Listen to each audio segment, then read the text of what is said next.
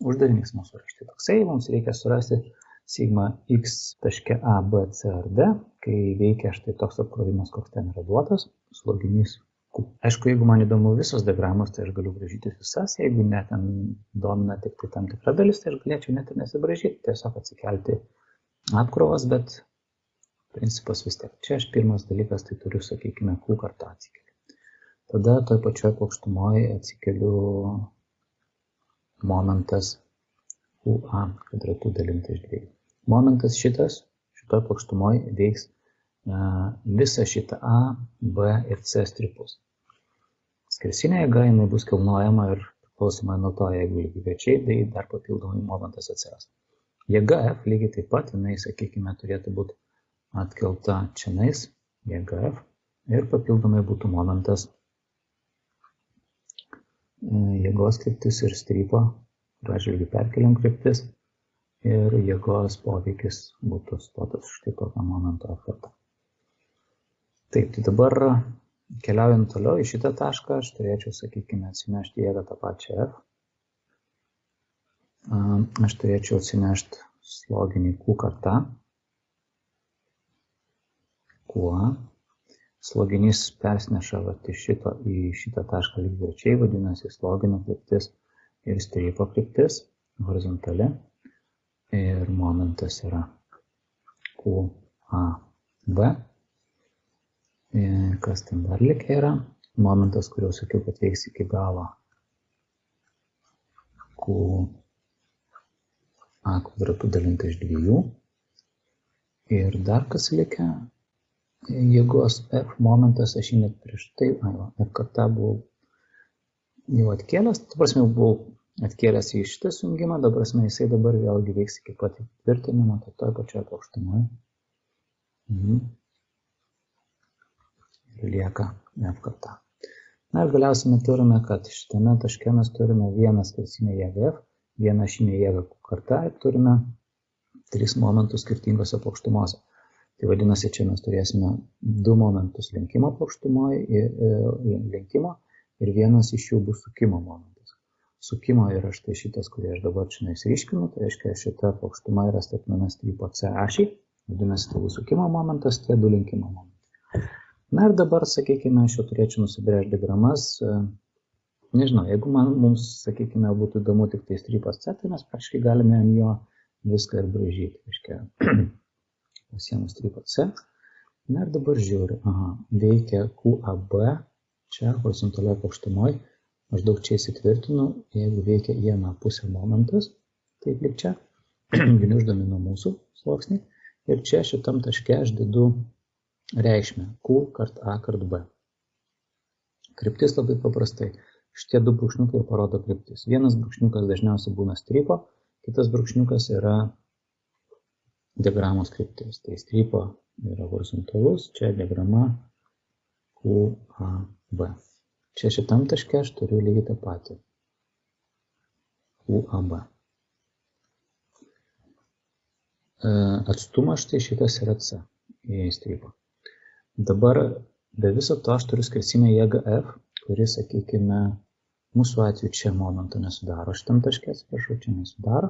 Šitam taške aš turėčiau momentą F kart C. Na, sakykime, kažkokią reikšmę. Čia būtų persitinkimas tų diagramų, tai reiškia, aš prie kiekvieno taško, prie šito taško pridedu 0, gaunu šitą tašką. Prie šito taško pridedu F kart C, gaunu tašką, kuris yra, sakykime, čia. Ir jo reikšmė yra FC. Sujungiu tos 2 taškus ir turiu diagramą. Diagrama yra ta pati trapecija, bet užbrūkšniuoju išilgai Z ašies. Tai vienoje plokštumoje momentą turiu F kart C plus QAB, plus QAB. Čia šita reikšmė yra šito taško. Gerai, kitoje plokštumoje sakėm, kad yra dar momentas Q kvadratu iš 2.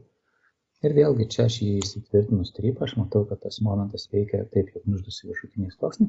Vadinasi, viršų aš nuo šito taško į viršų.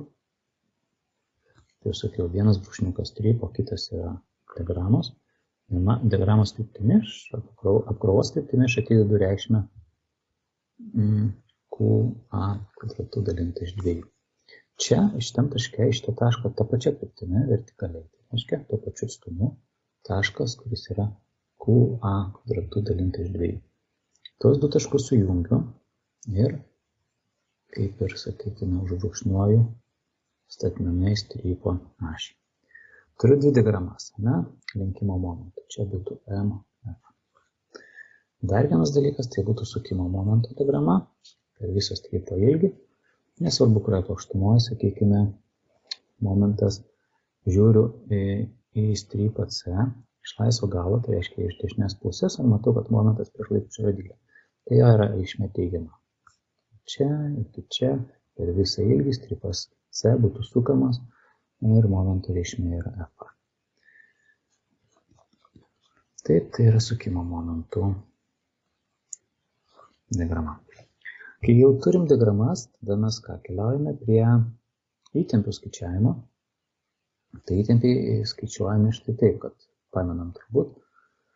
Taške A mes iš principo, kodėl aš dabar tą sakau, šitą uždavinį, dėl to, kad namų darbose mes dažniausiai naudodom, skaičiuodom ekvivalentinius įtempius arba tenai svarbiausius įtempius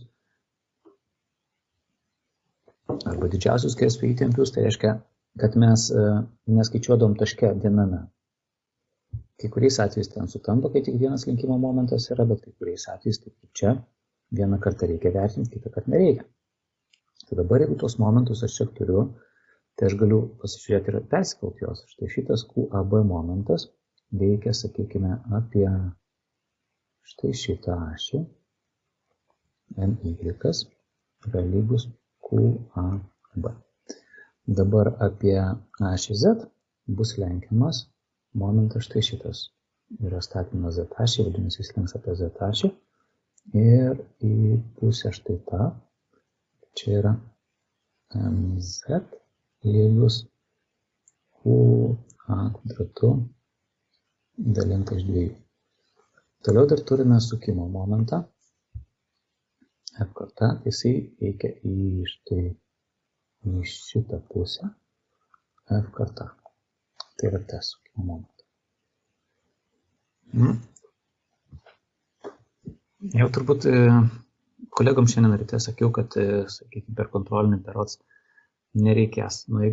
Jeigu pamatysiu, kad reikės, tai pakeisiu, pakoreguosiu uždavinius, kad nereikėtų skaičiuoti įtempių tangentinių nuo skersinės jėgos.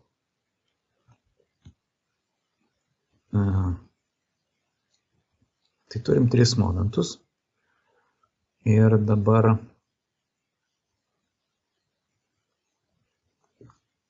labai šiaip su spalvom pažymėjom, reikėjo kažkokią vieną skirtingą spalvą pasiimti. Šitą momentą pasimkime apie Y raudoną.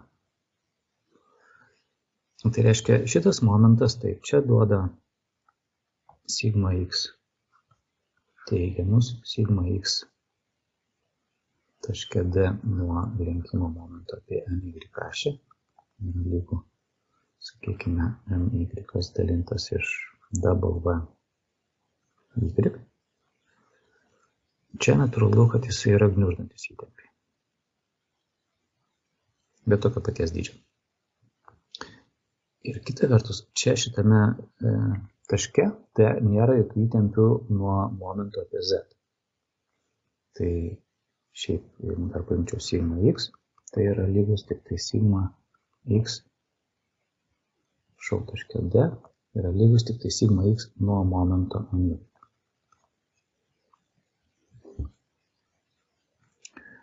Ir ta prasme dabar šiuo atveju tai mes ką turime, sakykime, užskaičiavę sigma x taške D nuo momento apie tašką Y, tai aš Y atsiprašau, tai čia, sakykime, yra išraiška. Galime sustatyti reikšmes ir gauti atsakymą. Dabar lygiai taip pat su tašku C. Mes matome, kad lenkiasi iš taip, jog gniuždosi viršutiniai sluoksniai, tai reiškia, čia mes brėžtume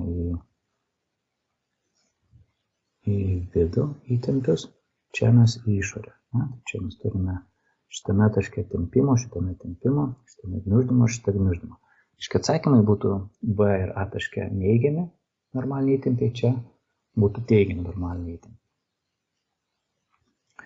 Jeigu dar įvertintume ir skersinės jėgas Q kartą, ašinė jėga, atsiprašau, šitam strykui, Tai čia mes gautume, jog taške A ir taške B įtempiai būtų šiek tiek didesni, nes prie šitų lenkimo įtempių dar prisidėtų savo neigiamą dalimi ir ašiniai įtempiai.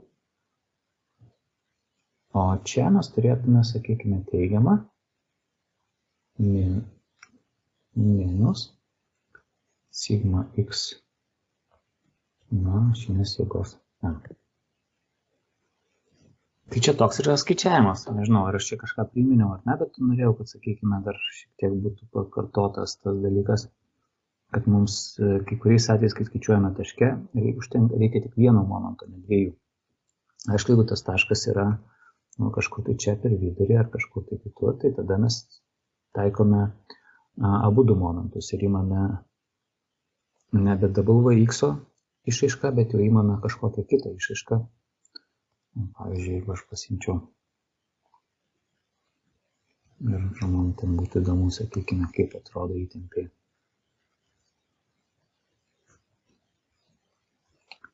Gerai, čia sakykime Z. Čia yra Y ir jeigu mums domintų įtempiai taške šitame, tai reiškia mes turėtume K taškę. Mes turėtume, sakykime, čia atstumą YK ir mes dar turėtume atstumą šitą, kas būtų ZK. Tai reiškia momento arba įtempių normalinių taške K išraiška būtų taip. Momentas apie ašį, sakykime, apie ašį Z, dalintas iš inercijos momento apie ašį Z pačią, padaugintas iš YK atstumo. Plius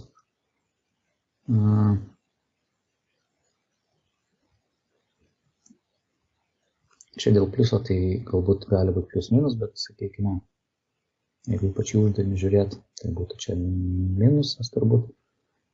Momentas apie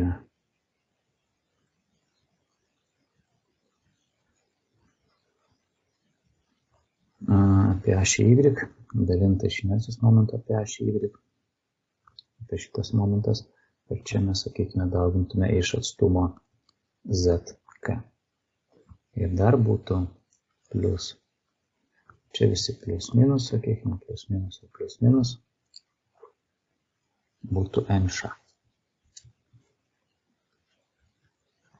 Tai čia yra tokia bendroji išraiška taške, kai skaičiuoti įtempius. Jeigu taškas yra ant vienos iš ašių, tai reiškia vienas iš atstumų arba Y arba ZK yra lygus 0 ir vadinasi tas vienas narys tiesiog išbraukiamas iš formulės ir formulė paprastėja. Tai o su tangentiniais tai viską mokam ten turbūt nusukimo.